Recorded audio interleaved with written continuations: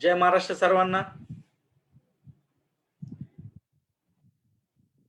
आज मी आपलं या आजच्या लाईव्ह मध्ये आपलं स्वागत करतो सर्वांचं. कार्यक्रमाची सुरुवात करण्याच्या आधी मी सन्माननीय शरदचंद्रजी पवार साहेब, माननीय जयंत पाटील साहेब, माननीय खासदार सुप्रियाताई सुळे,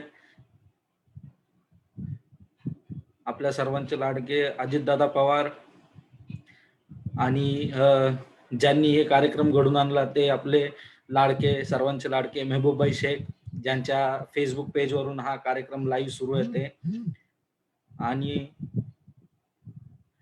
आमचे मार्गदर्शक डॉक्टर ओमकार हरिमाळी सर, यांचे सर्वांचे आभार मानून या कार्यक्रमाची सुरुवात करतो. तर कार्यक्रमाचा विषय अशा प्रकारे आहे की तुम्ही अगदी कमी खर्चामध्ये स्वतःचा स्वयंरोजगार कशा प्रकारे सुरू करू शकता.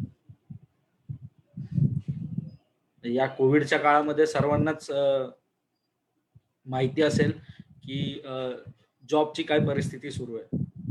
त्याच्यामुळं जॉबला पर्याय काय, तर जॉबला पर्याय सेल्फ एम्प्लॉयमेंट.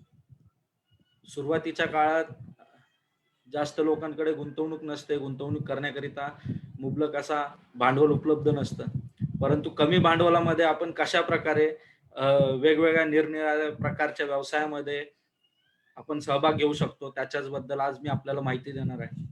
त्याच्याच बद्दलचं आजचं आपलं वेबिनार आहे. माझ्या मते आपल्याला ऑडिओ व्हिडिओ क्लिअर असेल तर मला प्लीज कळवा. माझ्याबद्दल थोडक्यात माहिती. माझं नाव हसन जमशेर तडवी. मी आज आपला कार्यक्रम घेण्यासाठी मला श्री सन्माननीय डॉक्टर ओमकार हरिमाळी साहेबांनी आमंत्रण दिलं आणि त्याच्यासाठी मी येत आहे. तर ह्या कोविडच्या काळामध्ये आपण कमीत कमी एक लक्षात घ्या मित्रांनो, आपली प्रगती जोपर्यंत आपण जॉब गरजेचा आहे, जॉब फार महत्वाचा आहे, कारण गरजा असतात प्रत्येकाच्या आणि गरजा भागवण्याकरिता जॉब फार गरजेचा आहे. परंतु जॉबच्या व्यतिरिक्त जर तुम्हाला जॉब सांभाळून तुम्हाला तुमचा स्वतःचा जर व्यवसाय सुरू करायचा असेल, सेल्फ एम्प्लॉयमेंट सुरू करायचं असेल, तर असे काही बिझनेस आहेत, असे काही व्यवसाय आहेत जे तुम्ही अगदी फ्रीलान्सिंग मध्ये करू शकता. फ्रीलान्सिंग म्हणजे तुमचा कुठल्याही जॉबला टच न करता, तुमचा कुठल्याही शेड्यूलला धक्का न देता, जर तुम्हाला जॉब सोडायचा नाहीये, तुमच्यावरती जबाबदार आहेत आणि तुम्हाला तुमच्या फावल्या मेळामध्ये काही व्यवसाय करायचा आहे, तो तुम्ही करू शकता नक्कीच. ज्यांना पूर्णपणे व्यवसाय करायचा आहे त्यांच्यासाठी ते करू शकतात. आता ह्या सगळ्यांच्या पलीकडे जर बघायला गेलं तर रोजगार किंवा स्वयंरोजगार, स्वयंरोजगार म्हणजे सेल्फ एम्प्लॉयमेंट. स्वतःचा व्यवसाय, स्वतः स्वतंत्रपणे अगदी कुठल्याही अडचणी विना काम करायची इच्छा, हा भाग येतो स्वयंरोजगारमध्ये. हे झालं तुमचं सेल्फ एम्प्लॉयमेंट. सेल्फ एम्प्लॉयमेंट मध्ये लागते काय, तुम्हाला तुमची फक्त मेहनत करायची तयारी गरजेची. तुमची जर इच्छा असेल तर तुम्ही कुठल्याही प्रकारे, आता तुम्हाला मी असे टॉप बिझनेसेस सांगणार आहे, काही व्यवसाय सांगणार आहे जिथं तुम्ही अगदी कमी गुंतवणुकीमध्ये स्वतःचे व्यवसाय सुरू करू शकता, स्वतःसाठी स्वतःचा रेव्हेन्यू जनरेट करू शकता, स्वतःला काही इन्कम जनरेट करू शकता. मी कुठल्याही प्रकारे तुम्हाला हे सांगायला आलेलो नाहीये की तुम्ही ह्या चेन मार्केटिंग मध्ये या, ह्या MLM मध्ये या, किंवा अशा प्रकारे अजिबात असं काही सांगणार नाही. जे तुमच्यासाठी अवतीभोवती म्हणजे तुमच्या आजूबाजूला ज्या गोष्टी आहेत त्याच्याच बद्दल मी तुम्हाला सर्व माहिती देणार आहे. तुम्ही बघत असाल की तुमच्या अवतीभोवती रिअल इस्टेट फार मोठं चाललंय. जर तुम्ही कोणी पेन पेपर घेतला नसेल तर प्लीज लिहून घ्या. मला फक्त एवढेच सांगायचे मुद्दे जे आहेत ते कसं करायचंय त्याच्यासाठी आपण परत हे भेटू वाटलं तर. परंतु मी आता फक्त टॉप बिझनेसेस सांगणार आहे ज्याचा तुम्ही तुमच्या आसपास वावरत असताना या सगळ्या गोष्टी करू शकता आणि अगदी कमी खर्चामध्ये. तुमचे खर्च काय असणार आहे? तुमचे खर्च तुम्हाला लागणार आहे सगळ्यात आधी तर तुमचं, जर तुम्हाला वाटत असेल तर, जर तुम्हाला वाटत असेल तर तुम्हाला घरून काम करायचं आहे तर तुमचं शॉप ॲक्ट बनवून घ्या. आपल्या महाराष्ट्रामध्ये आपलं जे सरकार आहे त्या सरकाराच्या अंतर्गत आपण अगदी ₹23.60 शॉप ॲक्ट बनवून घेऊ शकतो. जे की तुमचं दुकान असेल तर त्याच्यासाठी गरजेचं आहे. तुमचा जर आस्थापना म्हणजे तुमचा जर व्यवसाय असेल तर व्यवसायासाठी गरजेचं आहे. अगदी ₹23.60 ही नॉमिनल फी भरून तुम्ही तुमचं व्यवसाय रजिस्टर करून घेऊ शकता. तुम्हाला व्यवसाय करायचा म्हणजे तुम्हाला तुमची private limited, OPC, LLP, limited अशाच प्रकारची कंपनी असणं गरजेचं नाहीये. तुम्ही अगदी प्रोप्रायटरशिप सारख्या कंपनीपासून पण सुरू करू शकता. प्रोप्रायटरशिप म्हणजे काय? एकल व्यक्तिमत्व कंपनी. त्या कंपनीपासून सुरुवात करा, त्या बिझनेसमधून रेव्हेन्यू जनरेट करा, त्या बिझनेसमधून जो आलेला पैसा आहे तो त्या बिझनेसमध्ये इन्व्हेस्ट करा आणि त्या बिझनेसची ग्रोथ करा. आता बऱ्याच कंपन्यांचे नियम असे असतात की ते जर कुठे जॉब करत असतील तर स्वतःच्या नावावरती ते व्यवसाय नाही करू शकत.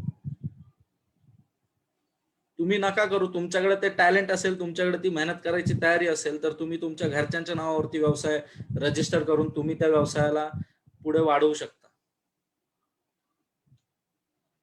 आता हे करण्यासाठी काय करावं लागेल? कुठल्या कुठल्या प्रकारच्या मल्टी सर्व्हिसेस मध्ये तुम्ही इन्व्हॉल्व्ह होऊ शकता. तुमच्याकडं सगळ्यात कमी खर्चामध्ये जर तुम्ही एखाद्याला कुठल्या प्रकारचा व्यवसाय करून देऊ शकत असाल तुमच्यासाठी त्याच्यासाठी, तर तो आहे service based business. Service based business म्हणजे काय? तुम्ही सेवा द्या, एखाद्याला सेवा द्या आणि सेवेच्या बदल्यात तुम्ही त्यांच्याकडून काही रक्कम जी आहे ती चार्ज करा. सेवा म्हणजे काय? कुठल्याही प्रकारची तुम्ही सर्व्हिस त्यांना देऊ शकता. कुठल्याही प्रकारची सर्व्हिस म्हणजे काय? तर आपल्याला त्याच्यासाठी आपलं नॉलेज वाढवणं गरजेचं आहे, ते अपडेट करणं गरजेचं आहे. तुम्ही जर एखाद्याला, आता कुणी आपल्यापैकी कॉमर्स मधले असतील, जर तुम्हाला त्यातलं नॉलेज असेल टॅक्सचं, तुम्ही एखाद्याला जीएसटी काढून द्या. जीएसटी काढून देण्यासाठी तुम्ही त्याच्याकडून चार्ज घ्या. तुम्ही जीएसटीचे नील रिटर्न फाईल करायला समजा त्यांच्याकडून महिना टू महिना. एकदा जीएसटी काढून दिला, जीएसटी तुम्हाला वाटलं तर तुम्ही फ्री मध्ये एखाद्याला काढून द्या. तुम्ही तो काढून दिल्यानंतर त्याच्याकडून जो महिन्याचा महिना रिटर्न भरावा लागतो त्या रिटर्नच्या अगेन्स्ट तुम्ही चार्ज घ्या. कारण तुम्ही सर्व्हिस देताय, तुम्ही काहीच चुकीचं करत नाही, तुम्ही सर्व्हिस देताय आणि सर्व्हिससाठी चार्ज घेणं हे गरजेचं आहे. जर एखाद्याला तुम्ही एखादी गोष्ट फ्री मध्ये देत असाल तर त्यांना त्याची किंमत नसते, एक लक्षात घ्या.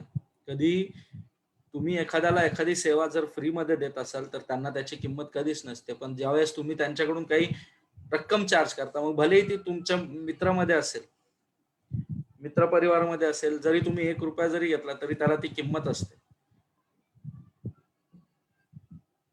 तुम्ही शॉप ॲक्ट काढून द्या. आता ह्याच्या व्यतिरिक्त हे तर झालं स्वतःसाठी, पण तुम्हाला जर करायचे असतील सेवा तर तुमचा खर्च काय? शॉप ॲक्ट काढा.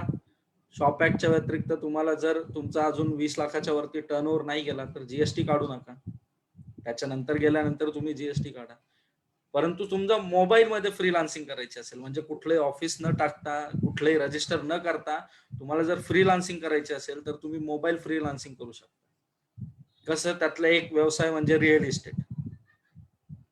रिअल इस्टेटमध्ये असं गरजेचं नाही की तुमच्याकडे कुठली प्रॉपर्टीज असली पाहिजे किंवा तुमच्याकडे काही जागाच असली पाहिजे किंवा तुमच्याकडे काही फ्लॅट असला पाहिजे तेव्हाच तुम्ही विकाल. नाही. जे ऑलरेडी रिअल इस्टेटमध्ये तयार केलेले घर आहेत, तुम्ही चॅनल पार्टनर बना. चॅनल पार्टनर म्हणजे काय? एखादा बिल्डर एखादी बिल्डिंग बनवतो तर तो वेगवेगळ्या प्रकारचे चॅनल पार्टनर नेमतो, त्यांची अपॉइंटमेंट करतो. ते चॅनल पार्टनर अपॉइंट करणं म्हणजे काय? तो त्यांची, तुम्ही त्या बिल्डरला जाऊन भेटा, तुम्ही त्यांचे, तुमचा खर्च काय असेल? तुमचा खर्च असेल तुमचे व्हिजिटिंग कार्ड बनवणं.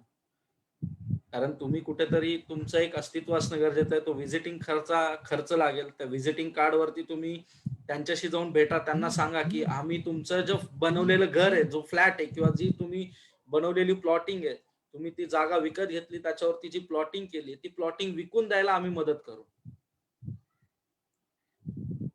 मग असं करून ज्यावेळेस तुम्ही त्यांच्याकडून जर एखादी डील, एक लक्षात घ्या मित्रांनो, तुम्ही गेलात आणि तुम्हाला त्यांनी संधी दिली असं होणार नाही. तुम्हाला 10 ठिकाणी जावं लागेल, 15 ठिकाणी जावं लागेल, 20 ठिकाणी जावं लागेल, तेव्हा कुठेतरी जाऊन 21वा माणूस तुम्हाला एंटरटेन करेल. आणि त्यावेळेस तो तुम्हाला म्हणेल की हो तुम्ही या आणि तुमच्याकडे आम्ही तुम्हाला संधी देऊ. पण त्या संधीसाठी तुमच्याकडे तेवढी जिद्द असली पाहिजे आणि तुम्ही वारंवार त्यांच्याकडे गेला पाहिजे. गरजेचं नाहीये पहिल्याच महिन्यात विकला जाईल घर किंवा फ्लॅट. तुम्हाला वारंवार लोक भेटायला लागतील. आता हे झालं की तुमच्या व्हिजिटिंग कार्डचा खर्च. तुम्ही त्यांच्याकडे गेला, तुमच्याकडून तुम्ही संधी मिळवलीत की आम्हाला चान्स द्या.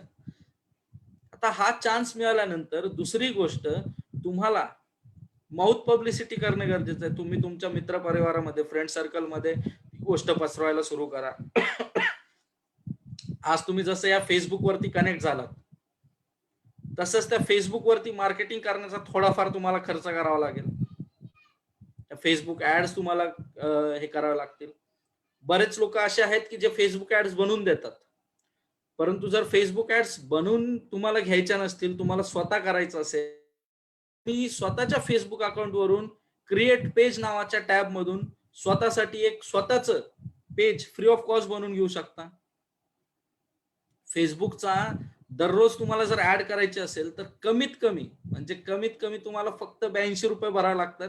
त्या 82 रुपयामध्ये तुम्हाला तुमचं टार्गेट ऑडियन्स कळतं, टार्गेट एरिया सिलेक्ट करायला भेटतो. ह्या सगळ्या गोष्टी शिकायला सुरू करा. अशाच प्रकारे तुम्ही डिजिटल प्लॅटफॉर्म वापरून कुणालाही ती सेवा न देता स्वतः बूस्ट करू शकता. आता ह्याच्या मागे काय लागलं की तुम्हाला तुमचं जे काही बजेट आहे तुमचं, ते कशा प्रकारे, तुम्ही सिंपल आहे की रिअल इस्टेटचं एक उदाहरण दिलं मी तुम्हाला. आता हा जो डिसेंबर आहे, डिसेंबर गेल्यानंतर जानेवारी आणि फेब्रुवारी मध्ये आंबे येतील. बरेच आपले महाराष्ट्रातले लोक आहेत जे महाराष्ट्रामध्ये राहतात आणि ज्यांना हापूस आंबा फार आवडतो. तुम्ही ते हापूस आंबे घेऊन त्यांची डिजिटल मार्केटिंग करून, एक लक्षात घ्या, कुणालाही तुमचा जो व्यवसाय आहे त्या व्यवसायाला तुम्हाला थोडेफार, मी जास्त म्हणत नाहीये, थोडेफार तुमची कंपनी एस्टॅब्लिश करा किंवा नका करू, तुमचे व्हिजिटिंग कार्ड असणं गरजेचं आहे, तुमची एक ओळख असणं गरजेचं आहे. आणि त्या ओळख नंतर तुम्हाला तुमच्या प्रोडक्टची मार्केटिंग, सगळ्यात आधी तर माउथ पब्लिसिटी करा तुमच्या फ्रेंड सर्कलमध्ये. तुम्ही जे व्हॉट्सअप वरती वेळ घालवता त्या व्हॉट्सअपचा वापर करायला शिका. त्या व्हॉट्सअप वरून लोकांपर्यंत पोहोचा. त्या व्हॉट्सअपची मार्केटिंगचा वापर करा. त्याच्यानंतर तुम्ही फेसबुकच्या ऍड रन करा, कारण सगळ्यात इफेक्टिव्ह ऍड ज्या आहेत त्या फेसबुकच्या ऍड्स आहेत.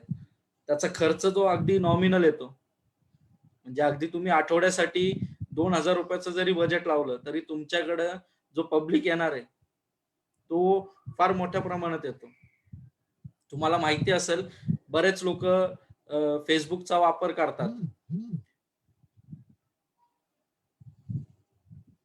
आता ह्या सगळ्या ज्या गोष्टी आहेत ह्या करण्यासाठी तुम्हाला काय करावं लागेल?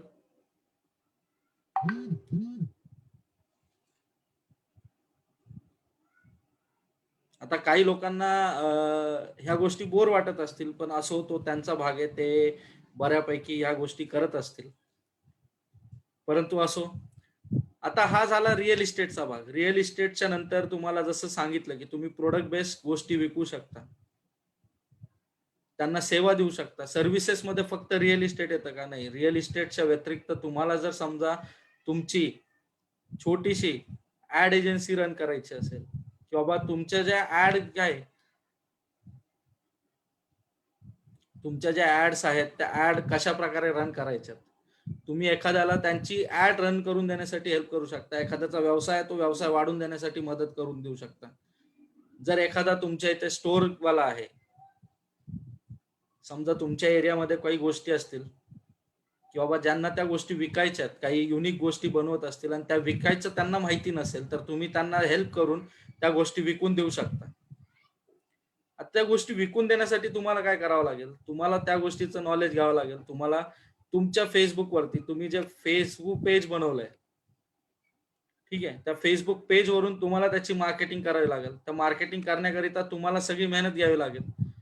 तुम्हाला ऑडियन्स चेंज करावा लागेल, सगळ्या गोष्टी. आता ह्याच्याच नंतर तुम्हाला सिंपल आहे की जर समजा तुम्हाला फूड डिलिव्हरी द्यायची आहे, तुम्हाला माहिती आहे की तुमच्या इथे आसपास तुमच्याकडे काही गोष्टी आहेत, तुमच्या इथे आसपास काही चांगल्या मेस आहेत ज्या चांगलं जेवण बनवतात. आता जेवण बनवतात म्हणल्यावरती तुम्हाला माहिती आहे की त्या जास्त लोकांपर्यंत पोहोचू शकत नाही, परंतु तुम्ही जास्त लोकांपर्यंत पोहोचू शकता. आता हे शहरी भागात जे राहतात त्यांच्यासाठी चांगली गोष्ट आहे की जे आयटी सेक्टर म्हणजे आता समजा पुणे, मुंबई, नाशिक, सोलापूर, नागपूर इथे आयटी मधले भरपूर मायग्रंट लोक असतात जे बाहेरून आलेले असतात. त्यांना चांगल्या घरच्या जेवणाची गरज असते. मग त्यांच्यापर्यंत पोहोचायचं काम तुम्ही करू शकता. त्यांच्यापर्यंत तुम्ही जाऊन त्यांना सेवा देऊ शकता. काय तर फक्त डिलिव्हरीच. आणि एक लक्षात घ्या, कुठल्याही कामाची सुरुवात आपण छोट्या, आज जर मी अमेझॉनचं उदाहरण घेतलं तर अमेझॉनचं ऑफिस काय स्टार्टिंग पासूनच मोठं नव्हतं. अमेझॉननी कुठून तरी लहान ह्याच्यापासूनच सुरू केलेलं आणि त्याच्यापासून सुरू केल्यामुळे आज अमेझॉन एवढा मोठा आहे. कुठेतरी तुम्हाला सुरुवात जी आहे स्टार्टिंग पासून करावी लागते. आता ह्याच्याच सोबत तुम्हाला माहिती असेल की तुम्ही फार चांगले लेखक आहात किंवा तुम्ही फार चांगले वक्ते आहात किंवा तुम्ही फार चांगलं ट्रॅव्हल करता, तर तुम्ही डिजिटल प्लॅटफॉर्मचा यूज करून तुमचं ब्लॉग सुरू करू शकता. त्याच्यावरती तुम्ही तुमचे विचार मांडू शकता. तुमचे जे काही चांगले विचार असतील ते तुम्ही सिंपल आहे की त्या गोष्टी ज्या आहेत त्या तुम्ही त्या प्लॅटफॉर्म वरती पोस्ट करू शकता. त्या गोष्टी नंतर तुम्ही ज्या आहेत त्या गोष्टी पोस्ट केल्यानंतर सिंपल फॉर्म मध्ये लोकांना त्या आवडतील तोपर्यंत त्यांच्यापर्यंत पोहोचवत राहा. आता ह्या सगळ्या गोष्टी करताना काय, समजा तुम्हाला जर एखादी गोष्ट किंवा जर तुम्ही ट्रॅव्हल फोटोग्राफर झालात किंवा ट्रॅव्हल ब्लॉगर झालात तर लोक निमंत्रण देतील कधी, जोपर्यंत तुमचा रीच वाढणार नाही. तुम्हाला त्यासाठी तुमचा रीच वाढवावा लागेल. एकदा तुम्ही सुरुवात कुठून केली, तुम्ही अगदी नॉमिनल अमाऊंट पासून, जोपर्यंत तुम्हाला लोक तुमच्याकडे ऑर्गॅनिक ट्रॅफिक येतंय, ट्रॅफिक आल्यानंतर तुम्ही त्या ब्लॉगचा वापर करू शकता. लोक तुम्हाला इन्व्हाइट करतील की तुम्ही आमच्या इथे आमच्या डेस्टिनेशनला आणि आमच्या इथली मार्केटिंग करा त्या ब्लॉगचा वापर करून. नंतर अगदी कमी खर्चात तुम्ही या गोष्टी करू शकता. तुमचा फक्त इंटरेस्ट असणं त्या गोष्टीमध्ये गरजेचं आहे. जर तुम्ही चांगले उत्तम फोटोग्राफर असाल तर तुम्हालाही माहिती, फोटोग्राफी हा जो छंद आहे, फोटोग्राफी हा जो तुमची हॉबी असेल तर तुम्ही लोकांकडून रेंटेड कॅमेराज भेटतात, कॅमेराज घेऊन तुम्ही जर लोकांचे फोटोज बनवून दिले तर तो कॅमेराचा तर रेंट निघेल, परंतु त्याच्या व्यतिरिक्त काही दिवसात तुम्ही स्वतःचा कॅमेरा घेऊन स्वतःची एजन्सी सुरू करू शकता. परंतु ह्या सर्वांसाठी जे आहे तुम्हाला तुमचा रस ओळखणं गरजेचं आहे. आता ह्या सगळ्यानंतर तुम्हाला समजा ड्रॉप शिपिंग ही कन्सेप्ट तुम्ही ऐकली असेल नसेल मला माहित नाहीये, परंतु ड्रॉप शिपिंग बद्दल मी तुम्हाला थोडक्यात माहिती देतो. ड्रॉप शिपिंग मध्ये परत तुमचं काहीच नाही लागत. तुम्हाला फक्त तुमचं एक स्टोअर बनवावं लागतं किंवा मग तुम्ही समजा अमेझॉन वरती असाल, अमेझॉनला अकाउंट बनवा. अमेझॉनला अकाउंट अगदी फ्री ऑफ कॉस्ट मध्ये बनतं, फक्त त्याला जीएसटी नंबर गरजेचा असतो. तुमची कंपनी जीएसटी नंबर गरजेचा असतो. तुम्ही फक्त लोकांकडून सोर्स करून म्हणजे एकाकडून वस्तू घेऊन तुम्ही स्वतःच्या नावाने ते विकू शकता. तुम्हाला बऱ्याचशा कंपन्यांची नावं मी सांगू शकतो जी फक्त मार्केटिंग वरती फोकस करतात, ते स्वतः काही बनवत नाही, परंतु त्यांनी कुठेतरी सुरुवात छोट्यापासून केलेली. त्याच्यामुळं मी असं म्हणत नाही की तुम्ही सर्वांनी हे करा, तुमचे जे काही इंटरेस्ट असतील ते तुम्ही निवडून पुढे हे करू शकता. आता ह्या सगळ्यांच्या पलीकडे तुम्ही जर म्हणायला गेलात की आम्ही कसं करणार, अमेझॉन वरती अगदी फ्री ऑफ कॉस्ट अकाउंट बनवून मिळतं. फ्री ऑफ कॉस्ट अकाउंट बनवल्यानंतर तुम्हाला फक्त निवडायचं की तुम्ही काय प्रोडक्ट कराल. मग ते तुमचं मोबाईलचं टेम्पर्ड ग्लास पासून, आणि मित्रांनो लक्षात घ्या, तुम्ही ऑब्झर्व केलं असेल की जी टेम्पर्ड ग्लास मार्केटमध्ये 30 ते 60 रुपयाला भेटते, तीच जर आपण ई कॉमर्सच्या प्लॅटफॉर्मवरती बघितली 200 ते 500 रुपयाच्या रेंजमध्ये मिळते. फक्त तुम्हाला त्याची पॅकिंग त्याच्यावरती खर्च करावा लागेल. तुम्हाला वेगवेगळ्या गोष्टी, निरनिराळ्या गोष्टी होलसेल मार्केटमधून शोधून कुठली गुंतवणूक न करता, माफ करा, कुठली गुंतवणूक न करता सिंपल आहे, फक्त त्यांच्यासोबत टायअप करून त्यांना फक्त तुम्हाला हे आश्वासन दिलं पाहिजे की तुमचं प्रोडक्ट ज्यावेळेस आम्ही ऑर्डर देऊ त्यावेळेस तुम्ही ती प्रोडक्ट त्यांच्यापर्यंत डिलिव्हर केलं पाहिजे. हे अमेझॉन प्लॅटफॉर्मचं सांगितलं. आता ड्रॉप शिपिंगची कन्सेप्ट अशी असते की ड्रॉप शिपिंग मध्ये तुम्ही स्वतःचं प्रोडक्ट काही घेत नाही, तुम्ही तुमचं स्वतःचं एक प्लॅटफॉर्म बनवता. तुम्ही निरनिराळ्या साईट बघू शकता. शॉपिफाय त्यातली एक आहे. शॉपिफायच्या साईट वरून तुम्ही फक्त रजिस्टर केलं आणि तुम्ही जर ड्रॉप शिपिंग मध्ये आलात, तुम्ही असं गरजेचं नाहीये की ड्रॉप शिपिंग मध्ये तुम्ही फक्त भारतातलेच प्रोडक्ट घेऊ शकता. तुम्ही इव्हन आता कोविड आला त्याच्यामुळे, अन्यथा चायनावरून ड्रॉप शिपिंगच्या माध्यमातून आपण US पर्यंत डिलिव्हरी देऊ शकत होतो प्रोडक्टची. फक्त त्यात जो खर्च होता तो खर्च जाऊन त्या प्रोडक्टची कॉस्ट, त्या प्रोडक्टसाठी पे केलेले पैसे त्या कस्टमरनी, आणि मधलं जे होतं ते तुमचं मार्जिन होतं. तुम्ही हे जे सांगतोय ह्याचा नंतर तुम्ही अभ्यास करू शकता सर्च इंजिनवरून की खरंच ड्रॉप शिपिंग मध्ये एवढं महत्व आहे का, किंवा मी जे सांगतोय त्या सगळ्या गोष्टीसाठी एवढं महत्व आहे का. तुम्ही लोकांकरिता लिखाण करून देऊ शकता. तुमच्याकडे जर कमी भांडवल असेल, तुमच्याकडे तुमचं लेखन कौशल्य हे चांगलं असेल, तुम्ही कॉपी रायटिंग कन्सेप्ट कुणी ऐकली का नाही माहित नाही मला, परंतु जर तुम्ही कॉपी रायटर म्हणजे जे ऍडव्हर्टाईज लिहितात, जे अगदी ऍडव्हर्टायझिंग मध्ये तुमच्याकडे ती कला, तो सेन्स असेल, तो तुमच्याकडे ती सेन्स असेल त्या ऍडव्हर्टाईजला तेवढ्या हिशोबाने करायची, तर तुम्ही कॉपी रायटिंगचाही व्यवसाय करू शकता जर एखाद्याला लिखाण करून देऊन दिली तर. एक लक्षात घ्या, या सगळ्यांसाठी मेहनत लागणार आहे मित्रांनो, लगेच होणार नाहीये. तुम्हालाही माहितीये, मलाही माहितीये, आणि फक्त तुम्हाला त्याच्यासाठी फोकस करणं गरजेचं आहे. किंवा मग ह्याच्या पलीकडे तुम्हाला जर, मला माहित नाही किती लोक ह्याच्यावरती ऍग्री करतील नाही करतील, तुम्ही शेअर ब्रोकिंग मध्येही काम करू शकता. शेअर ब्रोकर म्हणूनही तुम्ही काम करू शकता विदाउट एनी इन्व्हेस्टमेंट. फक्त तुम्हाला त्या फायनान्सचं नॉलेज असलं पाहिजे. मी एक सांगतोय, ह्या व्यवसायामधून तुम्हाला तुमचा जो रस असेल तो निवडायचा आहे.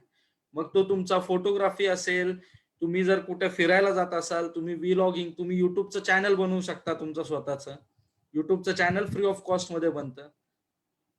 चांगल्या गोष्टी करा, चांगल्या गोष्टी करून तुम्ही स्वतःसाठी रिव्हेन्यू जनरेट करू शकता. सिंपल आहे, स्वतःसाठी तर रिव्हेन्यू जनरेट करूच शकता, त्याचबरोबर तुम्ही तुमची आवड जपू शकता आणि तुमचं फ्रीडम कुठेही धक्का लागणार नाही. स्वयंरोजगारामध्ये एक खासियत आहे की तुम्हाला तुमचा जो फ्रीडम आहे तो कुठेच कॉम्प्रोमाइज करावा लागत नाही. आणि ह्याच्याच व्यतिरिक्त जर समजा तुम्ही कुठे जॉब करत असाल, जॉब करताना तुम्ही शनिवार रविवार सुट्टी असेल तरी या सगळ्या गोष्टी करू शकता, परंतु जो फुल टाइम मध्ये इम्पॅक्ट पडणार आहे तो तुमचा शनिवार रविवार मध्ये थोडासा कमी पडेल. गरजेचं नाहीये.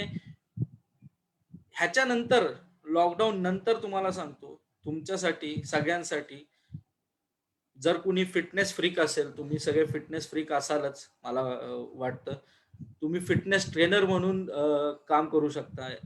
तुम्ही त्या गोष्टी समजून घ्या, शिकून घ्या, शिकून घेऊन या सगळ्या गोष्टी तुम्ही लोकांना फिटनेसचं गायडन्स देऊ शकता की कुठल्या गोष्टींनी त्यांनी फिटनेस फॉलो केला पाहिजे आणि कुठल्या गोष्टीवरती हे सगळं काम चालतं.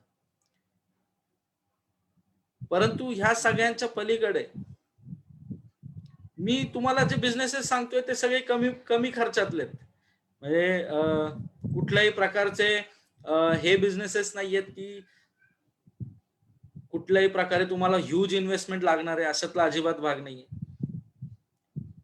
जर तुम्ही चांगले म्हणजे मला माहित नाही, परंतु हाही एक व्यवसाय आहे आणि हा भारतातही आता व्यवस्थित काम करतोय.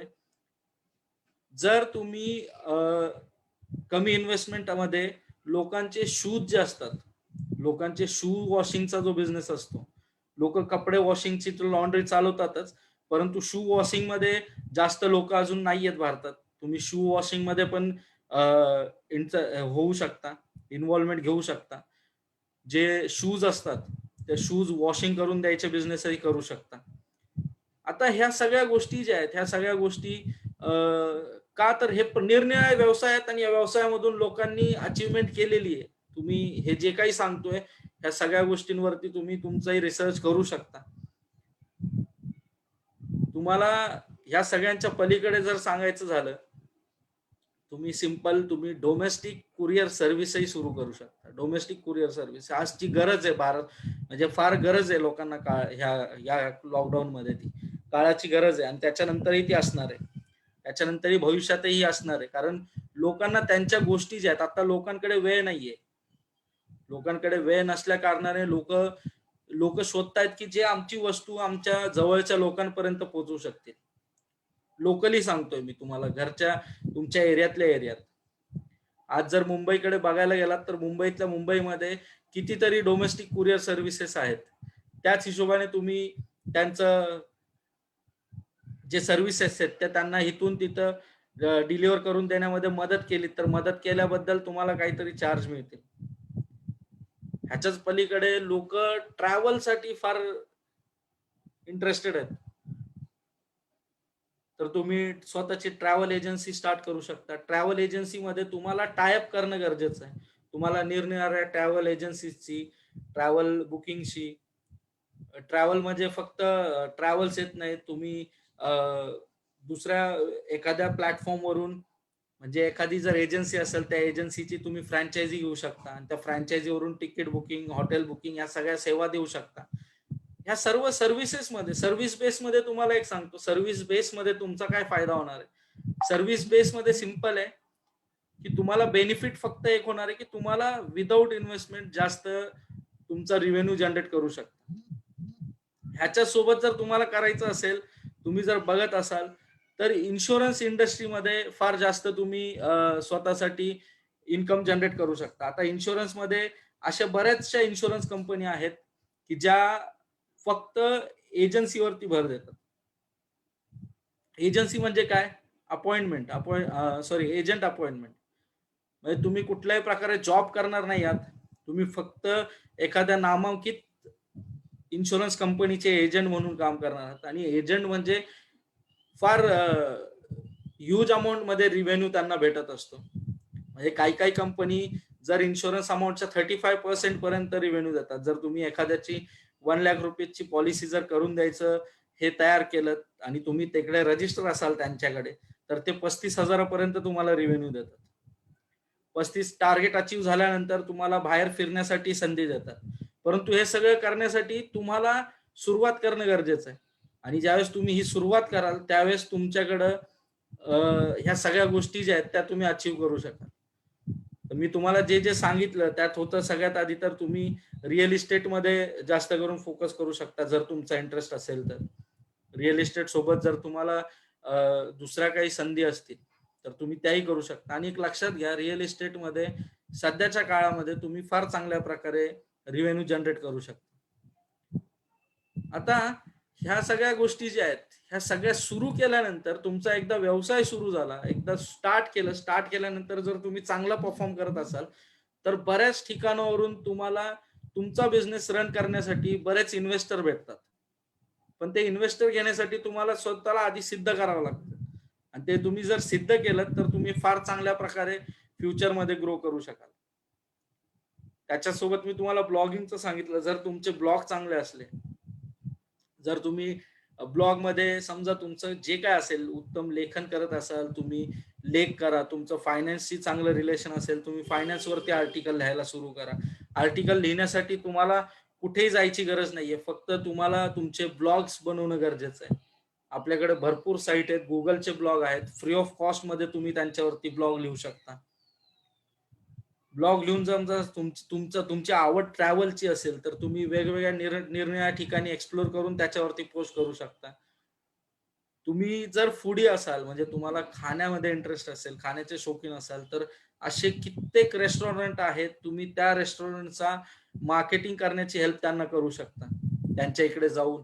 जर तुम्ही खाण्यासाठी बाहेर जात असाल, तुम्ही फक्त त्यांचे व्हिडिओ शूट करून किंवा त्यांच्या खाण्याची टेस्ट ओळखून तुम्ही त्याच्यावरती ब्लॉग लिहू शकता आता ह्या सगळ्या गोष्टी करण्याकरता तुम्हाला कुठेही पैसे लागत नाहीत, त्यात तुमचा रस असणं गरजेचं आहे. जास्त पैसे लागत नाहीये माझा सांगायचा अर्थ. नाही तर तुम्ही म्हणाल एकदमच पैसे लागत नाही, तर असं नाहीये.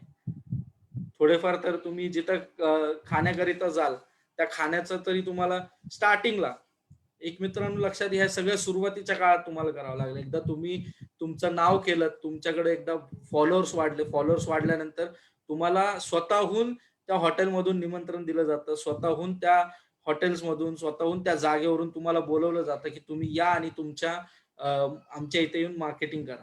पण हे सगळं मिळवण्यासाठी तुम्हाला मेहनत करणं गरजेचं आहे.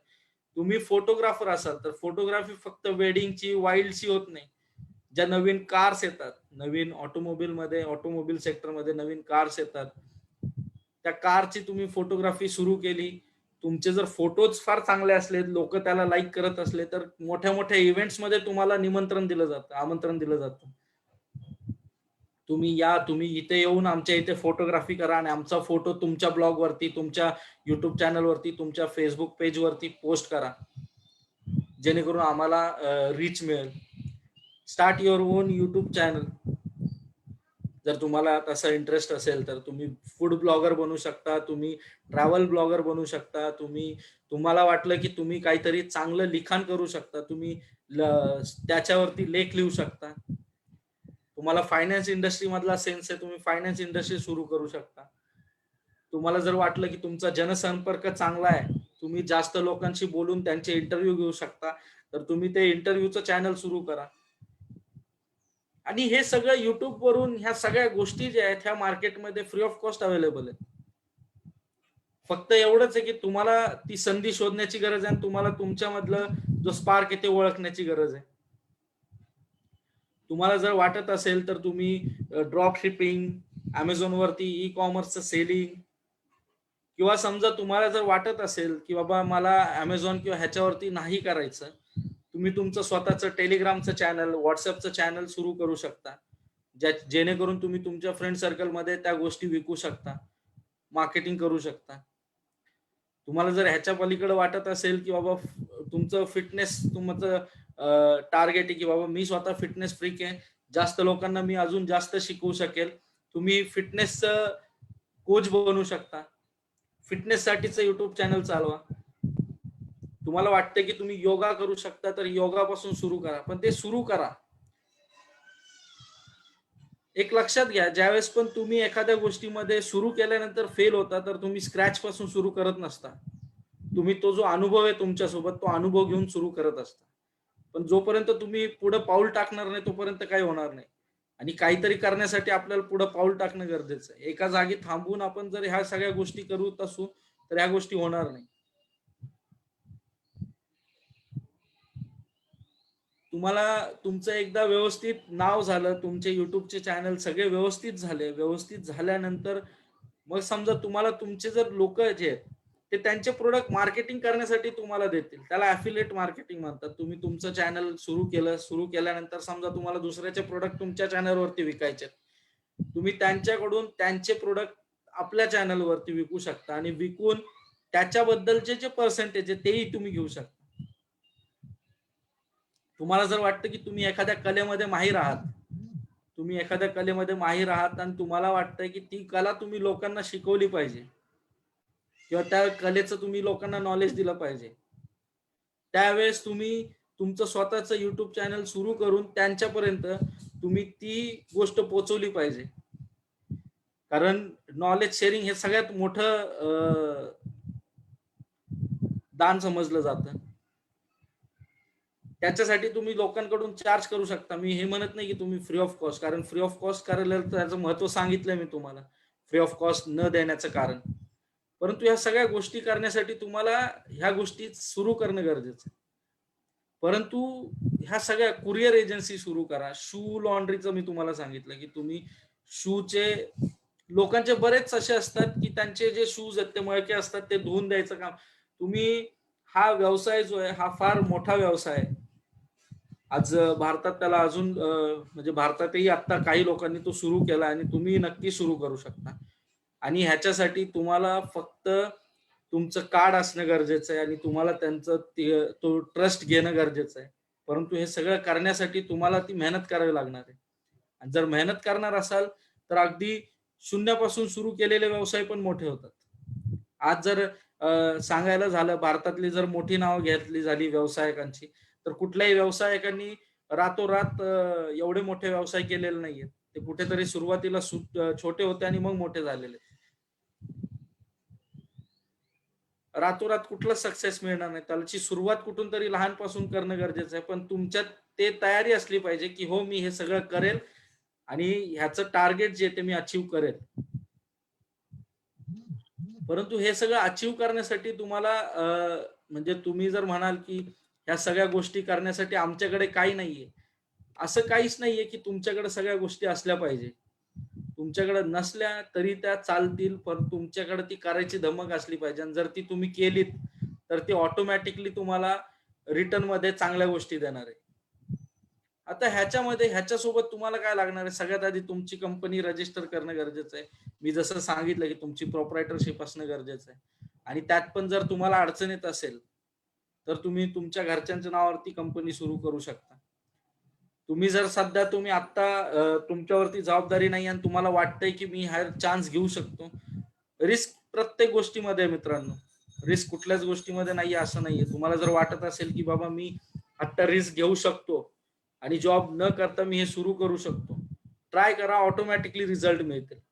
आणि समजा तुम्ही ऑलरेडी जॉबमध्ये आहात, जे मला आत्ता ऐकतायत, ते ऑलरेडी जॉबमध्ये आहात, तर जॉब क्विट न करता तुम्ही जॉब सोबत तुमचा जो फावला वेळ, या फावल्या वेळेमध्ये तुम्ही हे सगळं करू शकता. फक्त तुम्हाला गरज आहे ती ओळखायची, की तुम्ही काय करू शकता.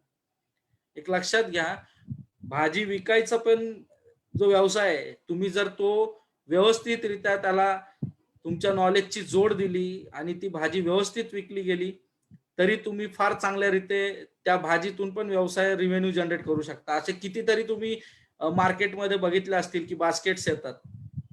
फ्रुट्स बास्केट येतात, व्हेजिटेबल बास्केट येतात.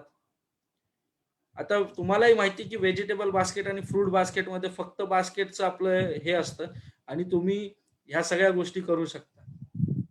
जर समजा तुम्ही कुठल्या आयटी एरियाच्या आसपास राहत असाल, आयटी एरियाच्या आसपास राहत असाल आणि तुम्हाला माहिती आहे की आयटी मधल्या लोकांना फ्रुट्स जर तुम्ही डिलिव्हर करू शकला, तुम्ही ग्लासमध्ये वेगवेगळ्या प्रकारचे फ्रुट्स कटिंग करून त्यांना फ्रूट प्लेट किंवा फ्रूट जार बनवून दिले, त्यांच्यापर्यंत पोहोचवले, तरी ते तुमच्यासाठी चांगल्या प्रकारे बिझनेसचा सोर्स होऊ शकतो.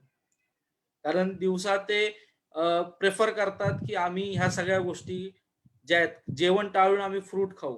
कारण ते दिवसभर बसलेले असतात. पण तुम्हाला ती जी संधी आहे ती आसपास शोधणं गरजेचं आहे. मग तुम्ही कुठल्याही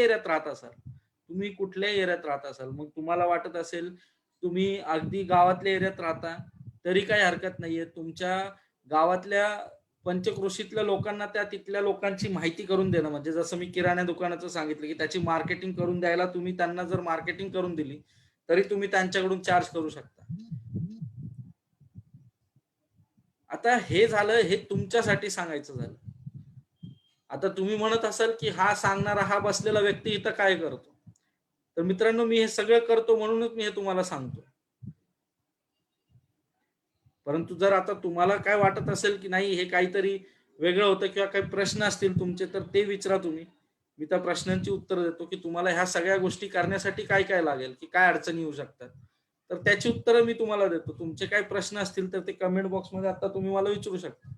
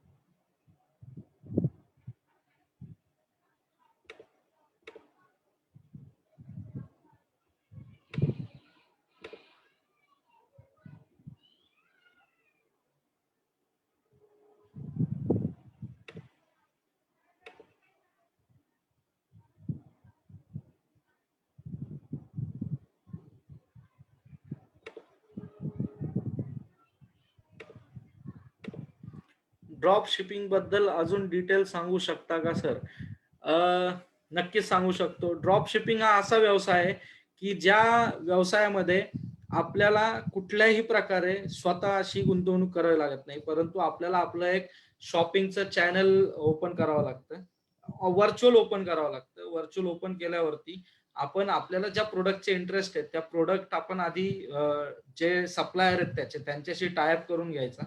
त्यांच्याशी टाय अप केल्यानंतर, टाय अप झाल्यानंतर तुम्हाला सिंपल आहे, की तो टाय अप झाल्यानंतर तुम्हाला फक्त ते जे प्रॉडक्ट्स प्रोव्हाईड करतायत, त्याची जी लिस्टिंग आहे ती तुमच्या त्या प्लॅटफॉर्मवरती, त्या चॅनलवरती करावी लागते आणि करून त्याची मार्केटिंग ही तुम्हाला परदेशी करावी लागते.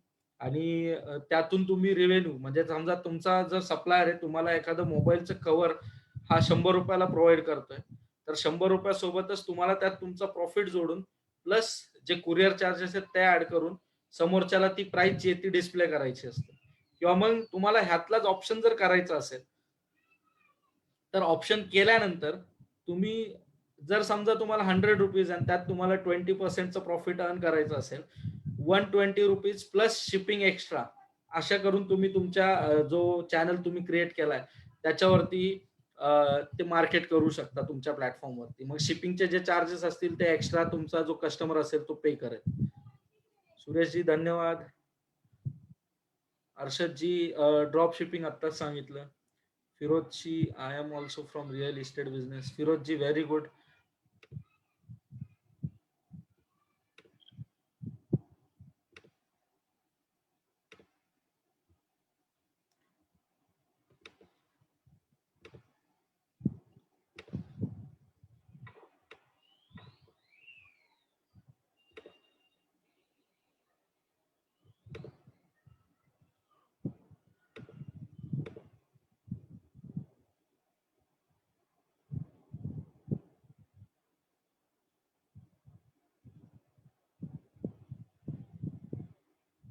अजून काही प्रश्न असतील तर प्लीज विचारा.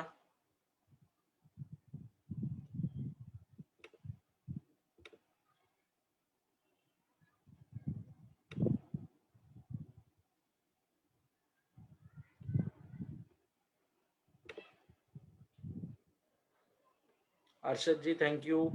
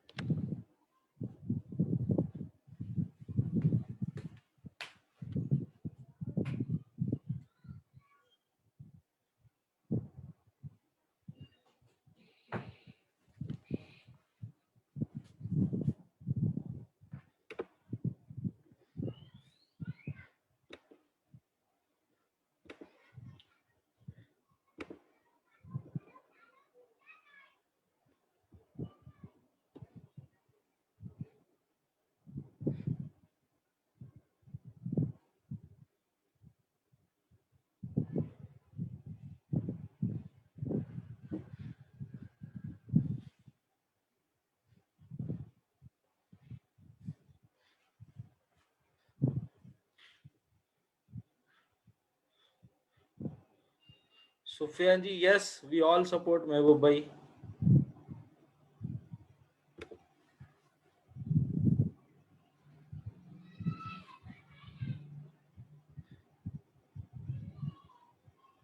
अजून तुम्हाला काय शू बिझनेस बद्दल काय आयडिया नकोय? शू बिझनेस कशा प्रकारे करायचा आहे, की तुम्ही कशा प्रकारे त्याचा रीच वाढवू शकता?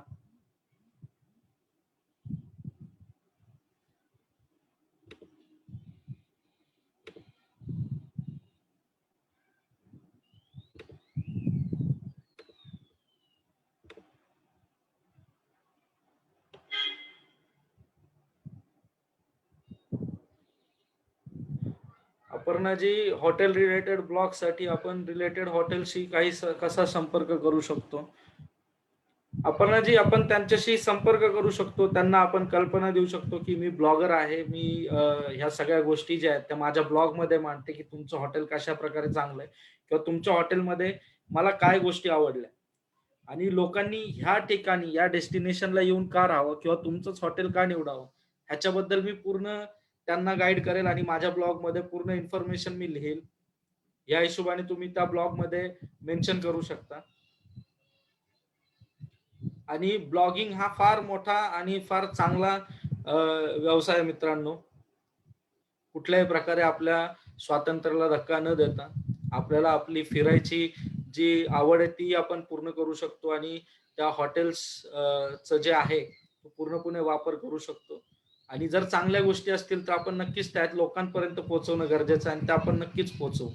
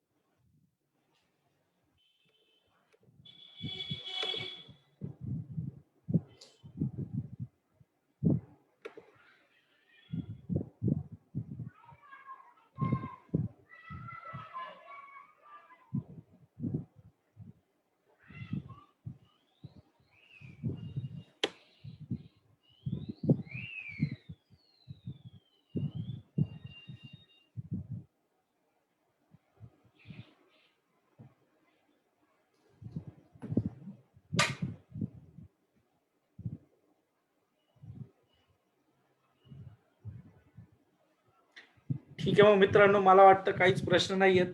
प्रश्न असतील तर नक्की मला विचारा.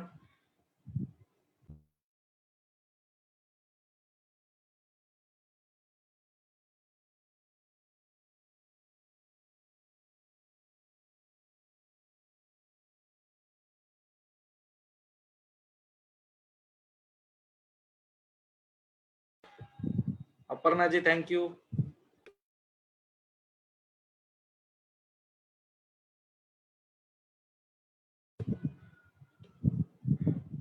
अपर्णाजी, शू बिझनेस बद्दल सिंपल आहे, की शू बिझनेस साठी तुम्हाला तुमचे जे काही एरियातले जे काही मोठ्या सोसायटीज असतील किंवा कुठल्या आसपासच्या ज्या सोसायटी असतील तिथे तुम्ही कनेक्ट होऊ शकता किंवा मग जे कोणी ह्या सगळ्या गोष्टीमध्ये इंटरेस्टेड असतात. कारण सिंपल आहे, प्रत्येकाला प्रत्येक जो काही बिझनेस असेल तो त्यांना वॉश करून हवा असतो. म्हणजे जो काही शूज आहे, जर समजा घाण झालेले असतात, प्रत्येक जणाला स्वतःचे शूज जे आहेत ते फार क्लीन लागतात. त्याच्यामुळे तुम्ही त्यांचा शूज जो आहे तो वॉश करून त्याची प्रॉपर जी गोष्ट जे आहे म्हणजे पॉलिश करून, पॉलिशची गरज असेल तर तसं करून त्यांच्यापर्यंत पोहोचवू शकता.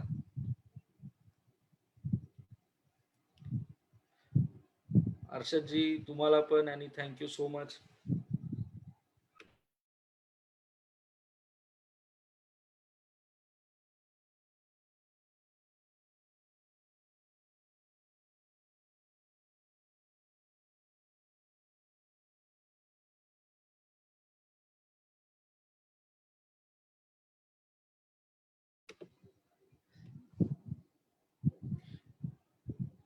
येस, मग मित्रांनो, मला सांगा तुम्हाला हे कसं वाटलं आणि नक्की स्वतःच्या लाईफमध्ये स्वतःचा व्यवसाय जो आहे तो सुरू करा. कुठलाही व्यवसाय असू द्या, तुमचा आधी इंटरेस्ट ओळखा आणि इंटरेस्ट ओळखून फक्त भांडवल नाहीये म्हणून अडून राहू नका. तुम्ही तुमचा जो बिझनेस आहे तो कुठल्याही प्रकारे रन करू शकता तुम्ही.